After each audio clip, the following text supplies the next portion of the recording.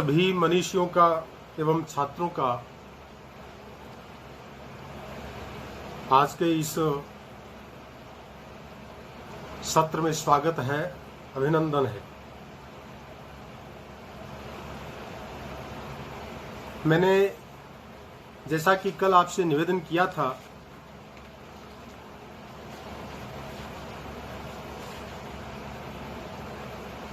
कि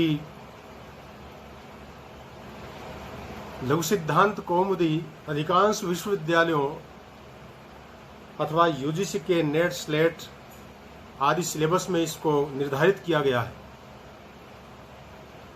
लघु सिद्धांत कौमुदी अभी महत्वपूर्ण ग्रंथ बना हुआ है। अपनी संक्षिप्तता के कारण से इसकी महत्ता सामान्य जन में प्रतिपादित हुई है। हमारे व्याकरण का इतिहास बहुत प्राचीन है। विश्व में ऐसा कोई देश नहीं है जिसकी भाषा का व्याकरण इतना प्राचीन हो, लेकिन संस्कृत भाषा का व्याकरण बहुत प्राचीन है। यद्यपि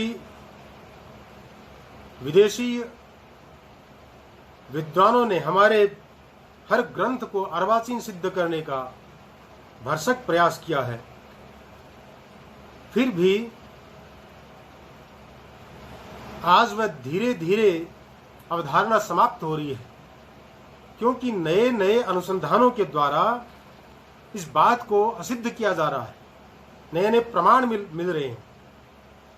उदाहरण के लिए हम व्याकरण शास्त्र की बात करें तो व्याकरण शास्त्र हमारी बहुत प्राचीन परंपरा में रहा है। महर्षि यास्क जो ईसा से कम आधुनिक जो इतिहासकार हैं, उनकी दृष्टि से ही कम से कम वह 500 से 700 वर्ष पूर्व हुए हैं। उन्होंने अपने से पहले कई वैयाकरणों के नामों का उल्लेख किया है, उनके सिद्धांतों का वहां पर उल्लेख किया है।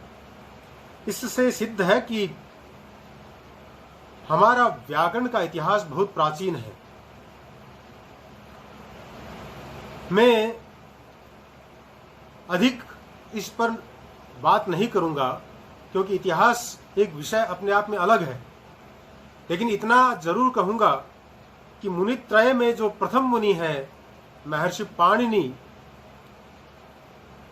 उनका काल निश्चित ही 543 ईसा पूर्व से पहले का है, क्योंकि 543 ईस्वी से पूर्व भगवान बुद्ध का जन्म हुआ था। तो उन्होंने उस समय जो संस्कृत भाषा प्रचलित थी, लोक भाषा थी, उसके स्थान पर प्राकृत भाषा या पाली भाषा में अपने ज्ञान को लोगों के समक्ष रखा था। और वह यही सोच करके रखा था कि सामान्य जन जो गांवों में सुदूर रहता है, जो संस्कृत को समझता नहीं है, वह व्यक्ति प्राकृत या पाली के माध्यम से हमारे सिद्धांतों को, हमारे जो दार्शनिक विवेचन है, उनको समझ सके। अतः यह तो सिद्ध है कि महर्षि पाणिनि का समय भगवान बुद्ध से भी बहुत पहले हो चुका था। अतः महर्षि पाणिनि का काल निश्चित ही 550 ईस्वी से पहले का है, यह जान लेना चाहिए। अधिक बात मैं इतिहास से संबंधित नहीं करूंगा, लेकिन उस परंपरा में मुनित्रय, पाणिनि के बाद महर्षि कात्यायन और महर्षि पतंजलि, ये तीनों मिलकर के मुनित्रय कहलाते हैं। और उत्तरोत्तर मुनि प्रामाण्यम सूत्र के अनुसार ये उत्तरोत्तर प्रामाण्य माने जाते हैं। मैं इन्हीं की परंपरा को आगे बढ़ाने वाले आचार्यों की बात कर रहा हूं। भट्टोजी दीक्षित ने सर्वप्रथम महर्षि पाणिनि के सारे सूत्रों को लेकर सिद्धांत कौमुदी का प्रणयन किया, अर्थात महर्षि पाणिनि की जो अष्टाध्यायी है, जिसमें 3965 सूत्र हैं, और अष्टाध्यायी भी नाम इसलिए पड़ा कि उसमें 8 अध्याय हैं और प्रत्येक अध्याय 4-4 पादों में विभक्त है और एक एक पाद में कई कई सूत्र हैं। वो सारे सूत्र 3965 बिना योग विभाग के माने जाते हैं। तो उन सारे सूत्रों को लेकर के उन्होंने सिद्धांत कौमुदी का प्रणयन किया और कहते हैं कि यह व्याकरण के इतिहास में ऐसा ग्रंथ साबित हुआ जिसने अपने से पूर्ववर्ती सभी जो प्रक्रिया के तहत ग्रंथ लिखे गए थे उन सब का उच्छेदन कर दिया। वे सब इसके सामने फीके पड़ गए। तो उनके ही शिष्य, ये भट्टोजी दीक्षित थे, उनके ही शिष्य थे वरदराज। वे स्वयं उनसे पढ़े, उनके जो शिष्य थे उनके साथ में रहे और उनकी समस्याओं को उन्होंने जाना। तो वो उन्होंने महसूस किया कि ये 3965 सूत्र जो हैं ये सारे शिष्यों के लिए आवश्यक नहीं है, इन सब को समझने की आवश्यकता नहीं है। इसलिए उन्होंने सिद्धांत कौमुदी को संक्षिप्त करके और उस पाणिनि व्याकरण को कुछ सरल बनाने के लिए अनावश्यक सूत्रों का, अर्थात जिनका लोक में व्यवहार नहीं हो रहा था, जिनकी आवश्यकता कम महसूस हो रही थी, उन सूत्रों को उन्होंने न रख करके मध्य सिद्धांत कौमुदी नाम का ग्रंथ लिखा, जिसमें 2315 सूत्र हैं।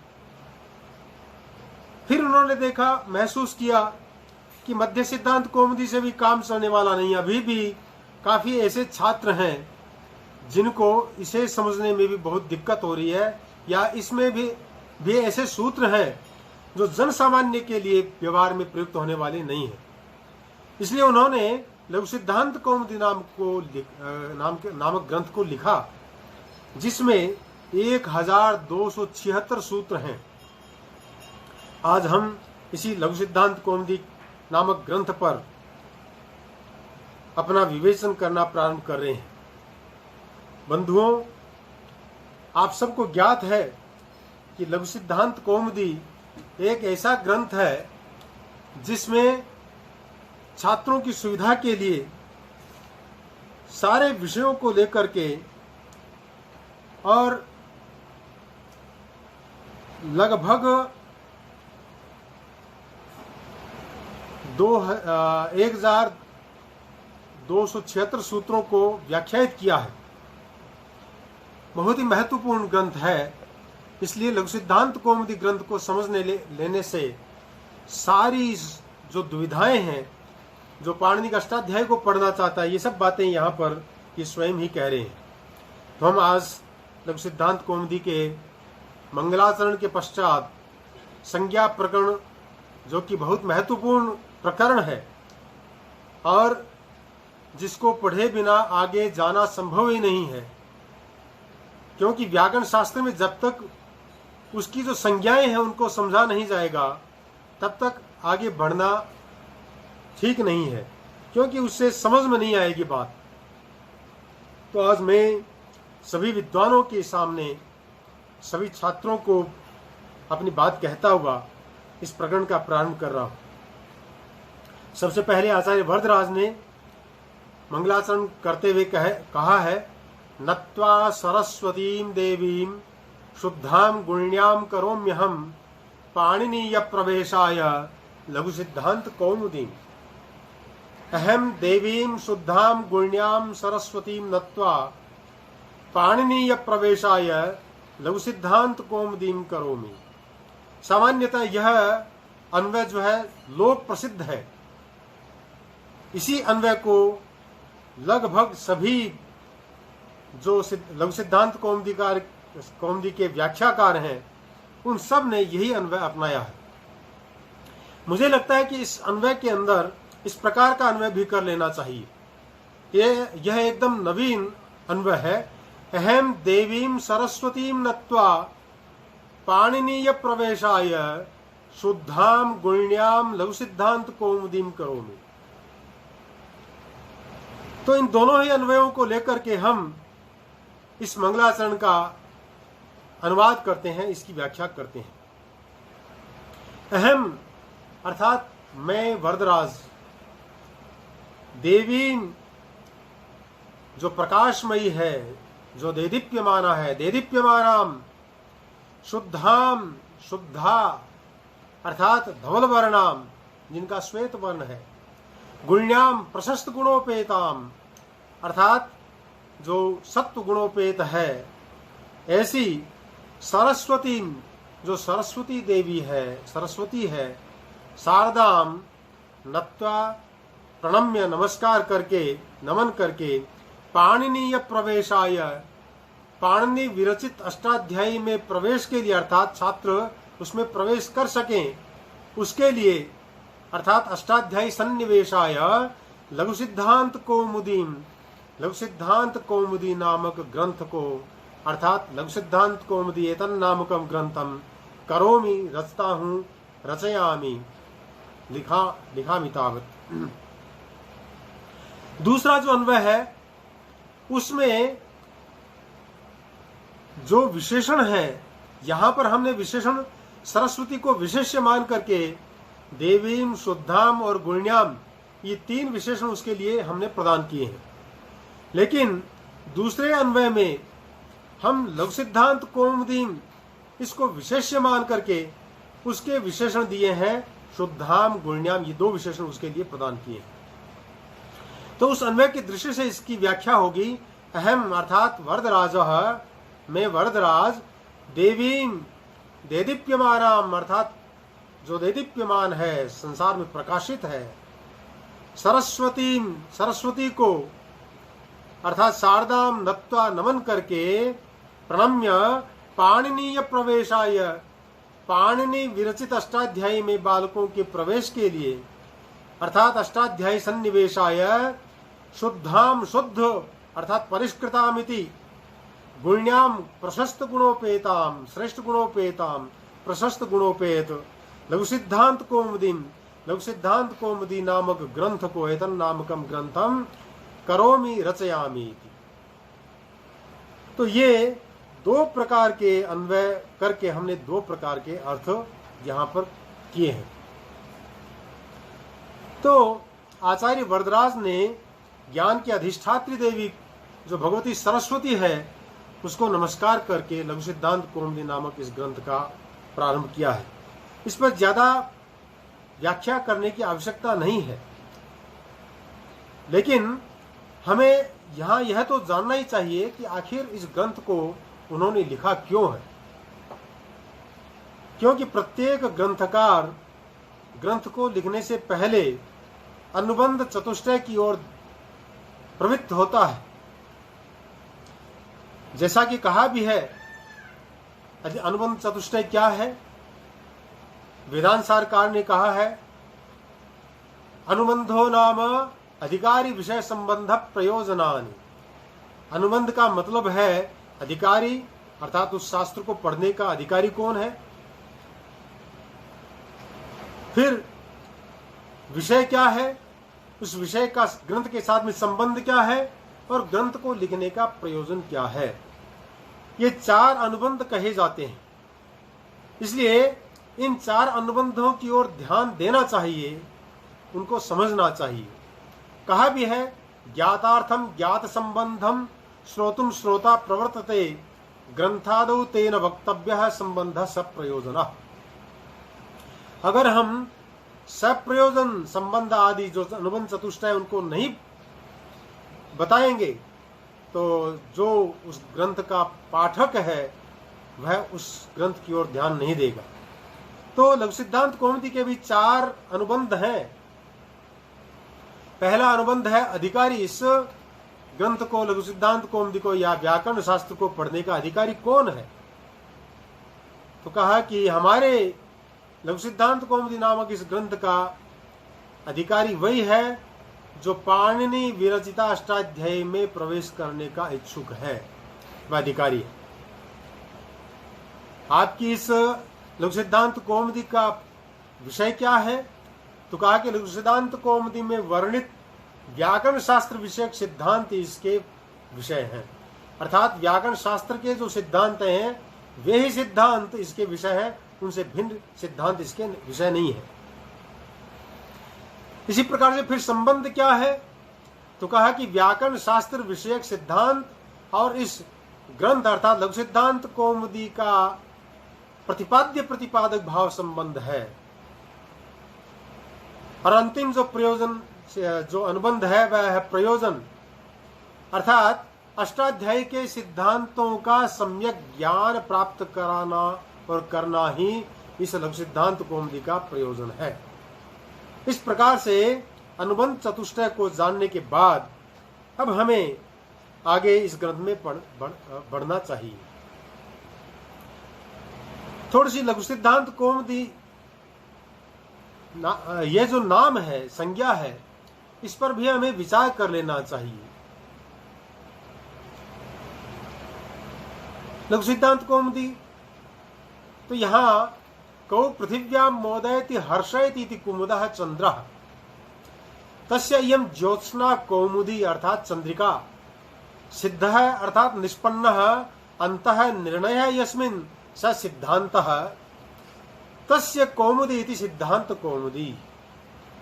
लघ्वी चासो सिद्धांत कौमुदी इति लघु सिद्धांत कौमुदी ताम इति लघु सिद्धांत कौमुदी। करोमि अर्थात विरचयामि इति यथा रात्रौ कौमुदी तमो निरस्य पदार्थान् सुखं प्रकाशयति तथैव लघु सिद्धांत कौमुदी दुर्हत्वं निरस्य सिद्धांत कौमुद्याः सिद्धान्तान् सारल्येन प्रकाशयति बोधयति वा। अत्र कौमुदी इत्यनेन पदेन सूर्यस्य आतपत्वं निरस्य सुखदायिकायास चंद्रिकायास स्थापनं विधीयते। अर्थात चंद्रिकया यथा रात्रौ तमो निरस्य कस्यापि प्रेयस्याः मुखं प्रकाश्यते तेन च नायक नायिकयोः संतापो विनश्यते तथैव लघु सिद्धांत कौमुद्या सिद्धांत कौमुद्याः काठिन्यं निरस्य बालानां मार्गं सरलो विधीयते अतो लघु सिद्धांत कौमुदीयं सर्वग्राह्या निश्चप्रसम। ऐसा हमें समझ लेना चाहिए।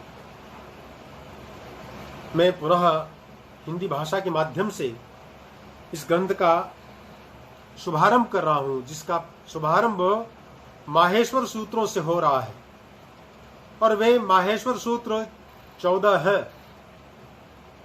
इन माहेश्वर सूत्रों को अच्छी तरह से समझ लेना चाहिए। जो लोग सिद्धांत कौमुदी में या पाणिनि के अष्टाध्यायी में प्रवेश करना चाहते हैं उनको तो इन्हें कंठस्थ कर लेना चाहिए। इनके बिना अष्टाध्यायी में प्रवेश करना बेकार है, व्यर्थ है। ये 14 माहेश्वर सूत्र कौन से हैं, मैं उनका पाठ कर देता हूं। ऐ उण रिल दृक ए ओम ऐ औच हय वारट लण यम गण नम जब हय घड़ धस जब गड़ दस खप छट चट तव कपय शशर हल। ये 14 माहेश्वर सूत्र हैं। लघु सिद्धांत कौमुदी के व्याख्याकार आचार्य वरदराज इसकी वृत्ति में कहते हैं इति माहेश्वराणि सूत्राण्येनादि संज्ञार्थानि येषामन्त्या इतः हकारादि स्वकार उच्चारणार्थः लण मध्ये त्वित संज्ञकः। ये 14 माहेश्वर सूत्र जिन्हें प्रत्याहार सूत्र भी कहा जाता है के बारे में कहा जाता है कि पाणिनि ने संस्कृत व्याकरण के प्रकृष्ट ज्ञान हेतु महादेव की तपस्या की थी। बहुत दिनों के बाद उनकी तपस्या से प्रसन्न होकर भगवान शंकर ने 14 बार अपना डमरू बजाया, उससे ये 14 सूत्र आविर्भूत हुए, ऐसा कहा जाता है।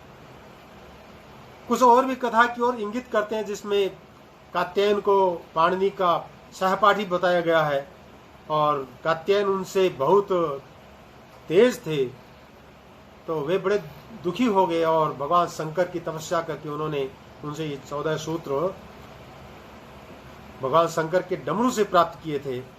ऐसा नंदिकेश्वर कारिका में भी संकेत मिलता है। वहां कहा भी है नृत्तावसाने नटराज राजो ननाद ढक्काम नव पंचवारम उद्धर्तु कामः सनकादि सिद्धान एतद् विमर्शे शिवसूत्र जालम। अन्यत्र भी कहा है येनाक्षर समाम्नायम अधिगम्य महेश्वरात्, अतः इन्हें माहेश्वर सूत्र कहा जाता है। महेश्वराद आगतानि माहेश्वराणी, यहां पर महेश्वर शब्द से अण प्रत्यय करने पर और बहुवचन में जस प्रत्यय किया तो यह पद बनता है माहेश्वराणी। तथा आगता सूत्र से यहां पर अण प्रत्यय करने पर यह पद बनता है अनादि संज्ञार्थानि। यहां पर जो कहा है कि सूत्र क्यों लिखे हैं, तो कहा कि अनादि संज्ञार्थानि, अण आदि आशाम तः अनादय, अनादय च तः संज्ञा इति अनादि संज्ञा, अनादि संज्ञा अर्थः प्रयोजनम फलम येषाम तानि अनादि संज्ञार्थानि। अर्थात अण आदि जो 44 प्रकार के प्रत्याहार हैं उनकी सिद्धि इन सूत्रों का प्रयोजन है। ये प्रत्याहार अष्टाध्यायी रूपी भव्य प्रासाद की नींव है। नींव रहित महल के समान अष्टाध्यायी भी इनके बिना गिरकर मलबे की तरह हो जाएगा। इसलिए इन 14 माहेश्वर सूत्रों को हमें कंठस्थ कर लेना चाहिए ताकि हमें 44 प्रकार के जो प्रत्याहार हैं उनका अच्छी प्रकार से ज्ञान हो सके। इन 14 प्रकार के माहेश्वर सूत्रों के अंत में जो हल या व्यंजन दिए गए हैं उनके बारे में आप क्या कहेंगे, तो कहा कि ऐसा मंत्या इतः, इन 14 माहेश्वर सूत्रों के अंत में स्थित णकार ककार ngकार इत्यादि जो भी हैं वे सब के सब इत संज्ञक हैं, उनकी इत संज्ञा है। अर्थात अंतिम 14 व्यंजनों का नाम इत है। लेकिन हकार आदि में जो अकार का ग्रहण किया गया है, क्या वह अकार उन हकार आदि का अंग है, तो कहा कि नहीं। हकार आदि स्वकार उच्चारणार्थः, जो हकार आदि में जो आकार हैं वे सारे आकार उन सब व्यंजनों के उच्चारण के लिए हैं। अर्थात उस आकार के बिना ह य व र आदि जो भी व्यंजन है उन व्यंजनों का उच्चारण नहीं हो पाएगा। जैसे हकार में से आकार को हमने निकाल लिया तो उसका हम उच्चारण कर नहीं पाएंगे, तो वहां उन्हें ग्रहण करने का प्रयोजन केवल उनका उच्चारण करना ही है। इसलिए यहां पर यह समझ लेना चाहिए। लेकिन लण मध्ये त्वित संज्ञकः, जो लण सूत्र है उस लण सूत्र में जो अ है उसकी भी इत संज्ञा है, उसकी इत संज्ञा जाननी चाहिए। क्यों भाई, अन्यत्र तो आपने आकार को उच्चारण के लिए ग्रहण किया है, तो कहा कि यहां पर केवल उच्चारण के लिए नहीं है, अपितु यहां पर र प्रत्याहार की सिद्धि भी इसके बिना हो नहीं पाएगी। इसलिए यहां पर लण सूत्र में जो अ है वह अ इत संज्ञक है, ऐसा जान लेना चाहिए। र प्रत्याहार उसके बिना सिद्ध नहीं हो पाएगा। कई आचार्य इस र प्रत्याहार को मानते नहीं है, स्वीकार नहीं करते हैं, लेकिन आचार्य इनको स्वीकार करते हैं, मुनित्रय इनको स्वीकार करते हैं। उरन रप्रह सूत्र में उसको लिया गया है। अनेक आचार्यों ने इस पर विवादास्पद अपने वक्तव्य दिए हैं, लेकिन मुनित्रय ने जब इसको अपने सूत्रों में स्थान दिया है तो हमें उसको स्वीकार करना चाहिए। इस प्रकार से ये 14 माहेश्वर सूत्र हैं जिनसे प्रत्याहारों की निर्मिति होती है, इसलिए इनको प्रत्याहार सूत्र भी कहा जाता है। और भगवान शिव ने इनको प्रदान किया है, इसलिए इन्हें शिव सूत्र भी कहा जाता है या शिव सूत्र जाल भी कहा जाता है। तो सभी जो छात्र हैं वे इस पर विशेष रूप से ध्यान देंगे। अब लोक सिद्धांत कौमुदी में सबसे पहले इस संज्ञा के विधायक सूत्र को लिया गया है। वह सूत्र है हलंत्यम।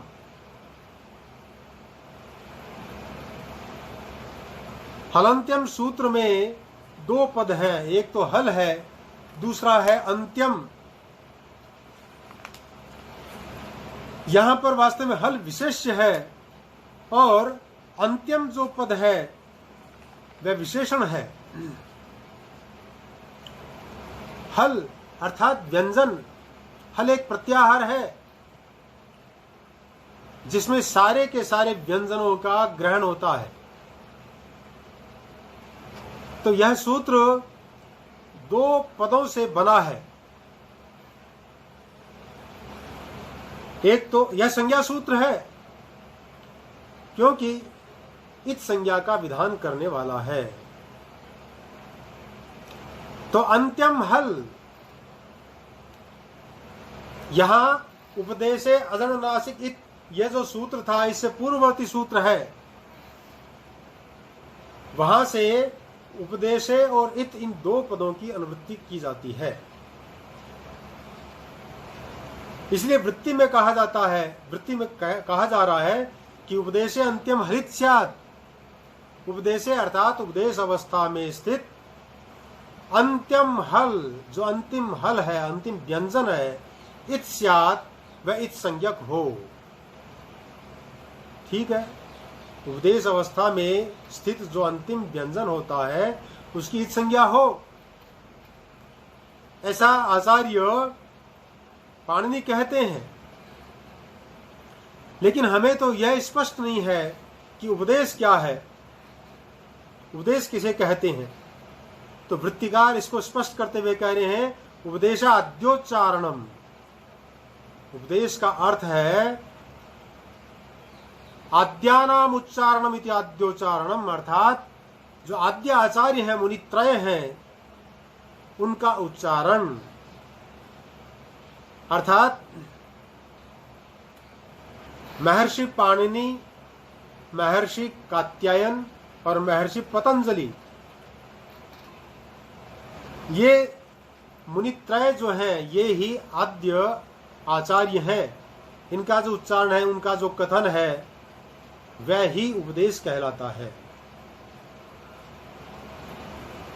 इस उपदेश को और समझने के लिए बाद के आचार्यों ने और स्वयं भाष्यकार ने इसके विषय में लिखा है, उसे भी हमें जान लेना चाहिए, क्योंकि यह उपदेश क्या है इसको समझना बहुत जरूरी है।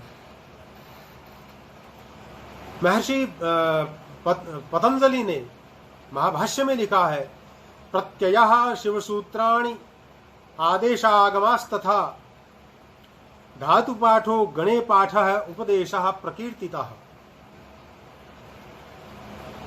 अर्थात जो प्रत्याहार सूत्र है, धातु पाठ है, गण पाठ है, प्रत्यय है, आगम है और आदेश है, ये सब के सब उपदेश कहलाते हैं। प्रत्याहार सूत्र 14 है, अभी हमने बात की थी उनके ऊपर। तो उनके अंत में जो, जैसे आई उन में न जो है नकार है, दृदृक में जो ककार है, ये सब क्या है, ये सब इत संज्ञक है। तो ये प्रत्याहार सूत्र है, इनके अंत में जो नकार ककार आदि हैं वे सब इत संज्ञक होते हैं। इसी प्रकार धातु पाठ में जो धातुएं आई हैं वहां भी हमें इत संज्ञक, अंतिम जो व्यंजन होता है उनमें उसको इत संज्ञक जानना चाहिए। जैसे डुपचंस पाके, ये धातु है, धातु पाठ में इसको ग्रहण किया गया है। तो डुपचंस यहां पर जो शकार है अंतिम हल है, धातुओं का अंतिम हल है, ये धातु का अंतिम हल है, इसलिए यहां पर हलंत्यम सूत्र से उसकी संज्ञा हो जाती है।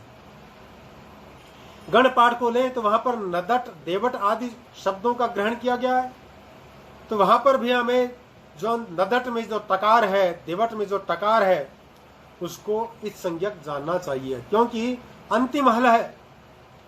उसी प्रकार से जो प्रत्यय है अनेक प्रकार के, जैसे त्रिच है, तृण है, तसिन है, इस प्रकार के अनेक प्रत्यय हैं। उन सब प्रत्ययों के अंत में जो व्यंजन है, हल है, उसकी भी हलंत्यम सूत्र से इत संज्ञा हो जाती है। जैसे त्रिच है तो उसमें चकार की हलंत्यम सूत्र से इत संज्ञा हो जाएगी। इसी प्रकार से धातु और प्रत्यय के बीच में आगम होते हैं, उन आगमों के अंत में जो व्यंजन होता है उसको भी हमें इत संज्ञक जानना चाहिए। जैसे कुक है, टुक है, इस प्रकार के जो आगम है उनके अंत में जो ककार है, जैसे कुक है उसमें ककार है, टुक में भी ककार है, जो शप है उसमें जो पकार है, ये सब क्या आगम है।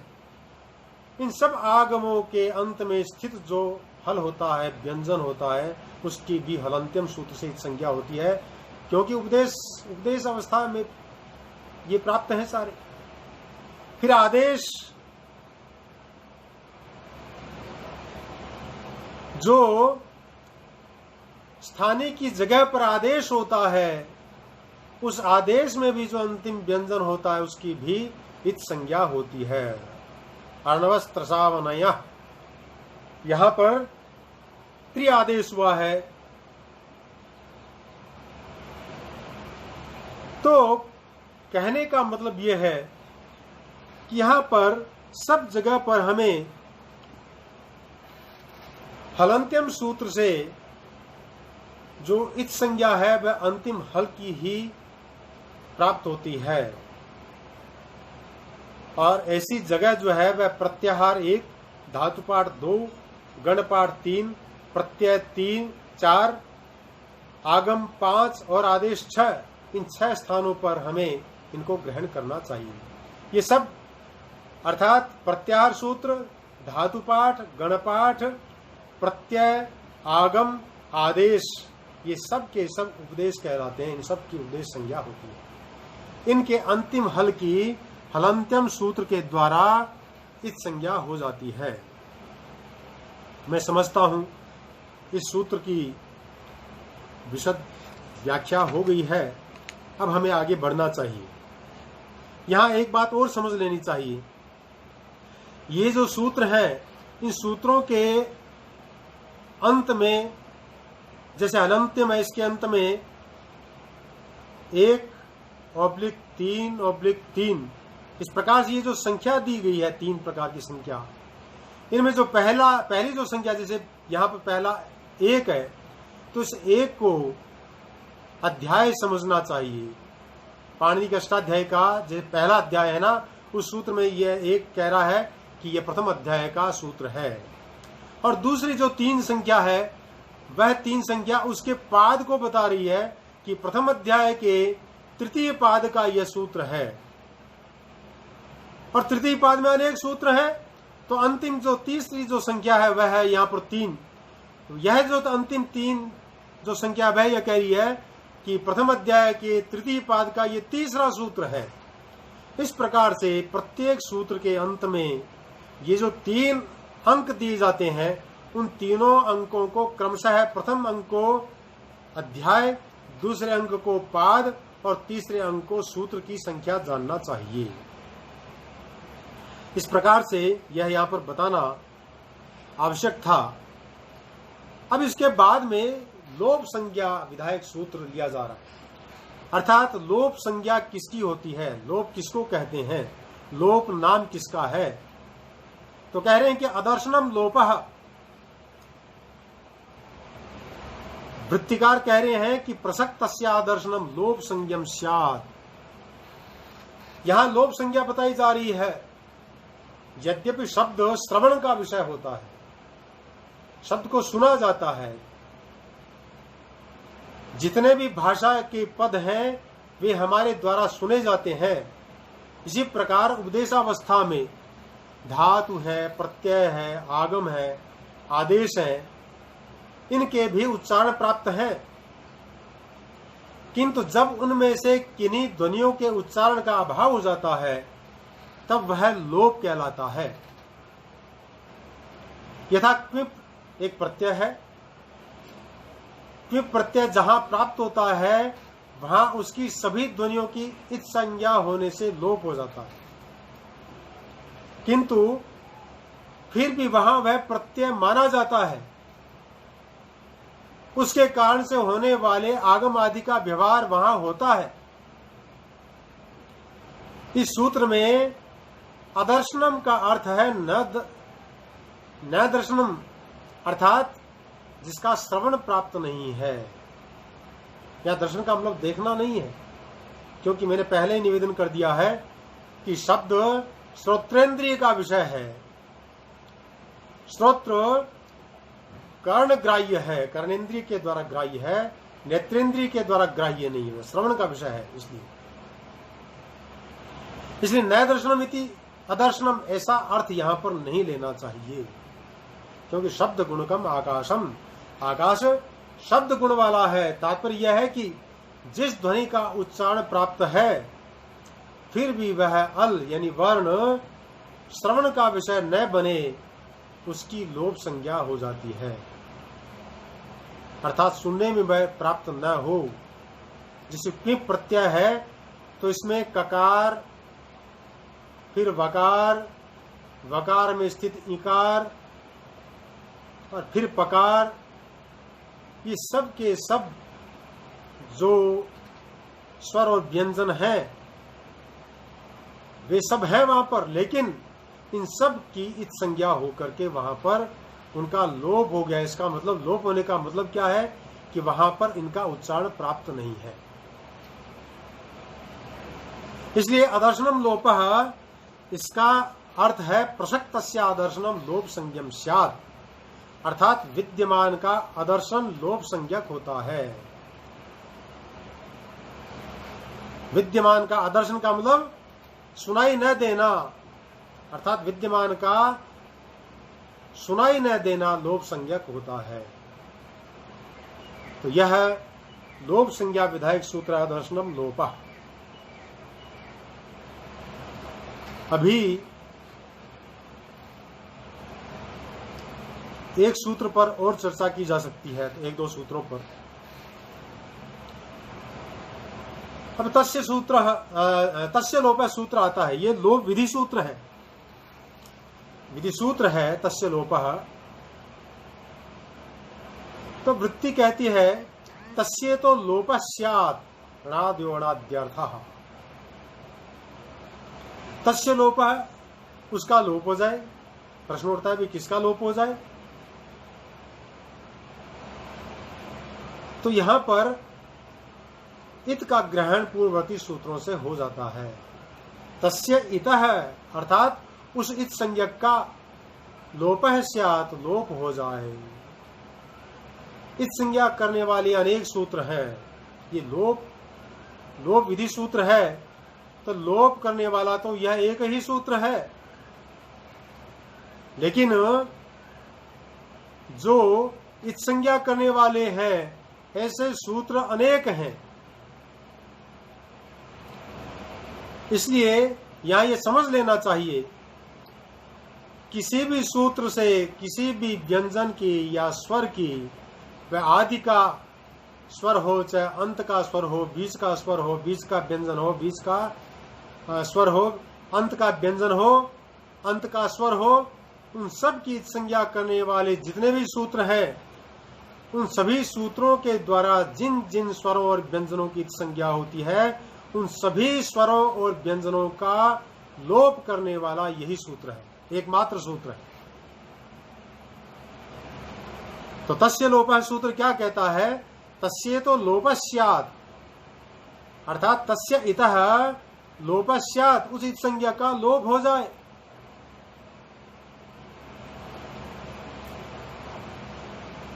अर्थात यहां पर तस्य पद का ग्रहण किया गया है। तस्य से यह भी नियमन किया गया है कि इत संज्ञकों में से किसी एक का या अंत्य का ही लोप नहीं होता, अपितु उन सभी संज्ञकों का लोप होगा जिनकी एक ही स्थान पर पूर्व और अपर में स्थिति है। यानी किसी धातु के आदि के प्रारंभ, मध्य या अंत में एक या अनेक जितने संज्ञक हैं उनका इससे लोप होगा। इत संज्ञकों का इस सूत्र से लोप कर दिया जाएगा तो अण आदि प्रत्याहारों में ण्यआदि कैसे रह पाएंगे? अनादि प्रत्याहार है। इसका उत्तर वृत्ति दे रही है। ये प्रश्न उठा यहां पर। तो वृत्ति कह रहे कि अनादि जो प्रत्याहार है 44 प्रकार के, उनमें णाद्योणाद्यर्थः अर्थात णकार ककार आदि यद्यपि इत्संज्ञक है तथापि इनका लोप नहीं करना चाहिए, क्योंकि इनके बिना अण अक आदि प्रत्याहार ही नहीं बन पाएंगे। अर्थात इन प्रत्याहारों की सिद्धि के लिए यहां पर यद्यपि अंत में णकार ककार आदि इत्संज्ञक है फिर भी उनका लोप नहीं करना चाहिए। णादयः अनाद्यर्थः। इस प्रकार से यहां पर यह सूत्र इस बात को एकदम स्पष्ट कर देता है।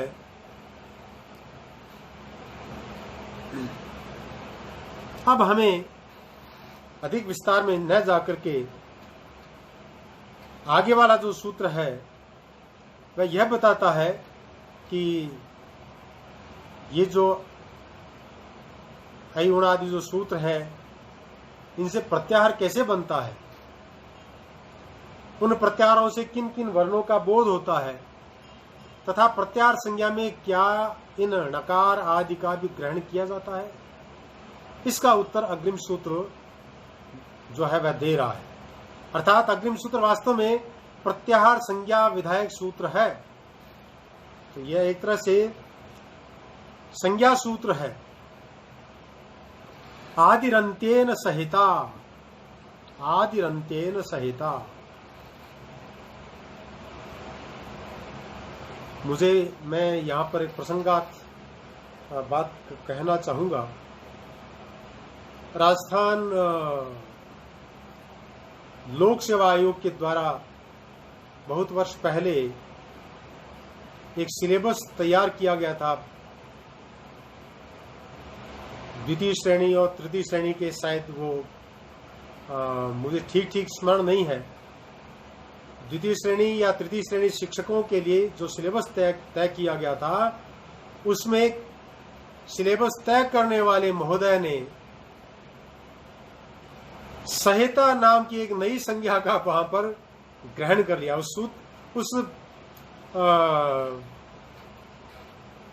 उस सिलेबस के अंदर उन्होंने सहिता संज्ञा को दिया। अर्थात जितनी भी संज्ञाएं थी उन संज्ञाओं में सहिता नाम की एक संज्ञा को भी उन्होंने दे दिया कि भी सहिता नाम की जो संज्ञा है उसका विधायक सूत्र कौन सा है। मुझे बड़ी हंसी आई। तो छात्र यहां विशेष रूप से ध्यान देंगे। इस प्रकार के सिलेबस जो होते हैं उनमें भी कई बार गलती हो जाती है। वो अनेक कारणों से हो सकती है। जो भी कारण रहा हो, उस सिलेबस का निर्माता जो है उसने गलती की होगी या टाइपिस्ट ने गलती की होगी, लेकिन हमें सावधान रहना है। आदिरंत्येन सहिता, यह जो सूत्र है यह प्रत्याहार संज्ञा विधायक सूत्र है, न कि सहिता नाम की संज्ञा कर रहा है। अगर किसी ने, जिसने वह सिलेबस बनाया है, वहां पर उसने अगर सहिता नाम की संज्ञा को समझा है तो मैं कहता हूं ऐसे महामूर्खाधिराज जो लोग हैं उनसे सिलेबस क्यों बनाया जाता है, ये प्रश्न उठता है। अस्तु हमारा ये विषय नहीं है। हम तो केवल सावधान करने के लिए यहां पर ये बता रहे हैं कि यह प्रत्याहार संज्ञा विधायक सूत्र है। आदिरंत्येन सहिता, इसमें जो पद है आदि अंत्येन सह इता, इतने पद हैं। वृत्ति इसको स्पष्ट कर रही है। अंत्ये नेता सहित आदि मध्य गानाम स्वस्य च संज्ञा स्यात् यथा अण इति अ इ उ वर्णानाम संज्ञा एवं अच हल अलित्यादयः अंत्येन इता सह अर्थात अंतिम इत जो होता है, इत संज्ञक जो व्यंजन स्वर या जो भी है उसके साथ यहां हमें अंतिम इत संज्ञक को ही लेना चाहिए, व्यंजन को ही लेना चाहिए उसके साथ, लेकिन यह प्रधानता से कहना चाहिए क्योंकि र प्रत्याहार की सिद्धि में तो स्वर को भी लिया गया है। इसलिए मैंने यहां पर ऐसा कहा है कि अंतिम जो इत संज्ञक स्वर या व्यंजन है उसके साथ आदि ही जो आदि वर्ण है मध्यगाना मध्य में स्थितों की स्वस्य च और स्वयं की संज्ञा स्यात् संज्ञा हो। अब उदाहरण के द्वारा इसको समझ लेना चाहिए। जैसे भाई एक अण प्रत्याहार है, पर अण क्या है? एक प्रत्याहार है। यह प्रत्याहार जो है यह किन वर्णों की संज्ञा है? अण जो है यह प्रत्याहार किन वर्णों को संज्ञा प्रदान कर रहा है? यह तो कहा कि अ इ उ वर्णानाम संज्ञा, यहां पर अ इ उ वर्णों की यह संज्ञा है। अर्थात अयुण यह सूत्र है, उस सूत्र में अंतिम जो व्यंजन है, हल है, वह नकार है। तो यह सूत्र कह रहा है कि आदिरंत्येन सहिता अंतिम जो स्वर या व्यंजन है वह आदि, अर्थात उस प्रत्याहार में लगा हुआ, जैसे यहां पर अण में अ, यह उसका आदि है। तो इन दो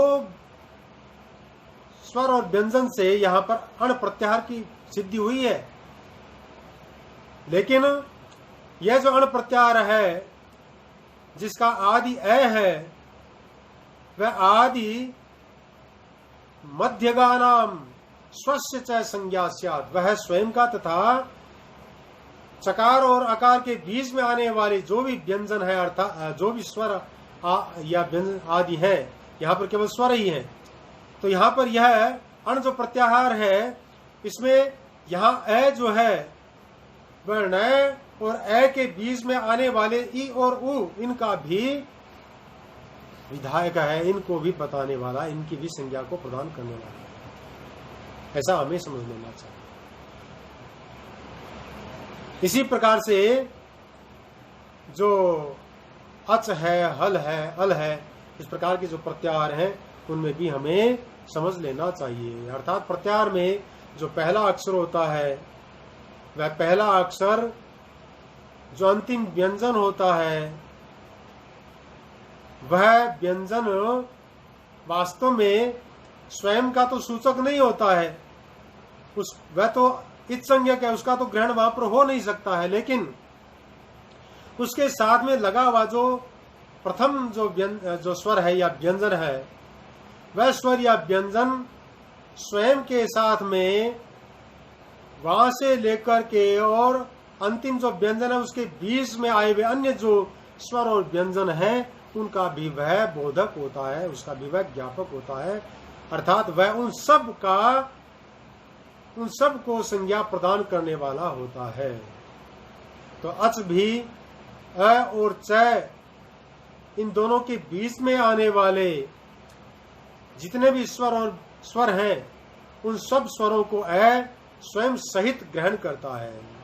इसी प्रकार से हल जो प्रत्याहार है, वह हकार स्वयं तथा लय के बीच में आए हुए अन्य जो व्यंजन है, उन सब का ग्रहण करने वाला है, उन सब का वहां पर बोध होता है। यहां पर स्वम रूपम शब्दस्या शब्द संज्ञा, इस सूत्र से स्वम रूपम की अनुवृत्ति होती है। अर्थात प्रत्याहार में स्थित आदि वर्ण स्वयं का तथा स्वयं और इत संज्ञक के मध्य में स्थित अन्य वर्ण का बोधक होता है। वास्तव में अवयवों में ही अवयवी होता है, अर्थात अवयव के बिना अवयवी का निर्माण ही नहीं हो सकता। किंतु कुछ अवयवों में ही कोई अवयवी नहीं हो पाता। केवल कान और नाक को हम ग्रहण कर ले और हम है, मनुष्य का शरीर ऐसा कह दें तो ठीक नहीं है। इसलिए यहां पर सारे अवयवों को ग्रहण करना पड़ता है। तदर्थ समस्त अवयवों को ही ग्रहण करना पड़ता है। यह सूत्र यही कह रहा है कि प्रत्याहार का आदिभूत अवयव स्वयं तथा अंत्य इत के बीच में स्थित समस्त वर्णों का बोधक होता है।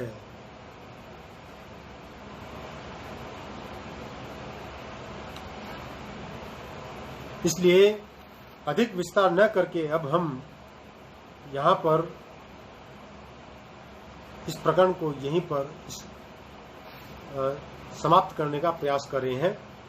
इस प्रकरण का मतलब यहाँ पर यह जो प्रत्याहार सूत्र है, प्रत्याहार विधायक सूत्र, प्रत्याहार संज्ञा किसकी होती है, इसका कथन करने वाला यह सूत्र आदिरंतेन संहिता है।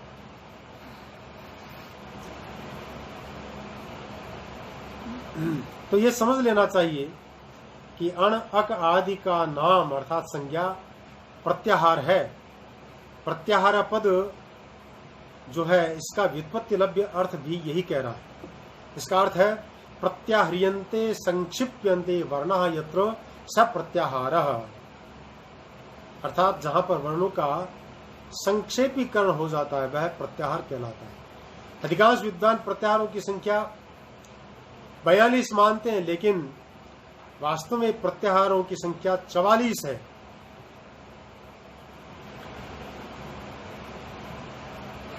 क्योंकि कुछ आचार्य रण और यम प्रत्याहारों के विषय में मतभेद रखते हैं, उनको स्वीकार नहीं करते, इसलिए उनकी दृष्टि में 42 प्रकार के प्रत्याहार हैं, जबकि रण और यम प्रत्याहारों को मिलाने पर यह संख्या 44 हो जाती है। और इन प्रत्याहारों को सूत्रों में लिया गया है। उरण रप्रह में र प्रत्याहार का ग्रहण किया गया है और जो यम प्रत्याहार है उसको चयो द्वितीया शरीपोस्कर्षादिरिति वाच्यम, यहां पर भी इसको भी ग्रहण किया गया है, च प्रत्याहार को भी ग्रहण किया गया है। इसलिए यहां पर इसको भी मानना चाहिए। मैं सभी विद्वानों से जो अभी यहां पर विराजमान है उनसे हाथ जोड़कर के निवेदन करता हूं कि हमें 44 प्रत्याहार है, इस प्रकार की ही बात करनी चाहिए। हाँ, कोई यह पूछे कि महर्षि पाणिनि ने अपने सूत्रों में कितने प्रत्याहारों को स्वीकार किया है, तो वहां हमें यह कहना चाहिए कि 42 प्रकार के प्रत्याहारों को महर्षि पाणिनि ने अपने सूत्रों में व्यवहृत किया है, अर्थात उन्होंने अपने सूत्रों में 42 प्रकार के प्रत्याहारों को ग्रहण किया है। लेकिन कात्यायन और उनादि सूत्रों में जो र आदि चय आदि जो प्रत्याहार है उनको भी ग्रहण किया गया। इसलिए इस विवाद को मिटा करके हमें निर्विवाद रूप में कुल कितने प्रत्याहार हैं इस प्रकार का प्रश्न हो तो यही कहना चाहिए कि 44 प्रकार के प्रत्याहार होते हैं।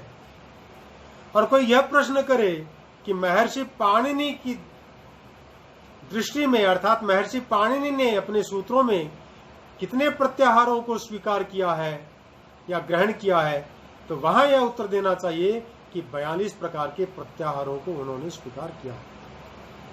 अस्तु, सभी विद्वानों का इस सत्र में और बच्चों का भी जिन्होंने बड़े मनोयोग से इसको सुना होगा, उन सब का मैं हृदय से धन्यवाद ज्ञापित करता हूं कि आप सब लोगों ने 1 घंटे का समय निकाल करके और आज के इस संज्ञा प्रकरण के कुछ सूत्रों पर जो चर्चा हुई है उसमें आपने भाग लिया है। मैं देख रहा हूं कि यहाँ पर डॉक्टर विक्रमजीत आदि, डॉक्टर सहीराम सांडिल्य आदि, सागरिका नरेंद्र कुमार जी शर्मा आदि यहाँ पर काफी विद्वान यहाँ पर आ रहे हैं, जा रहे हैं। उन सब का मैं हृदय से स्वागत कर रहा हूँ। और आज के इस संज्ञा प्रकरण के कुछ सूत्रों का व्याख्यान का यही मैं समापन कर रहा हूँ। आप सबका पुनः हार्दिक स्वागत, नमस्कार। जय तु संस्कृतम, जय तु भारतम।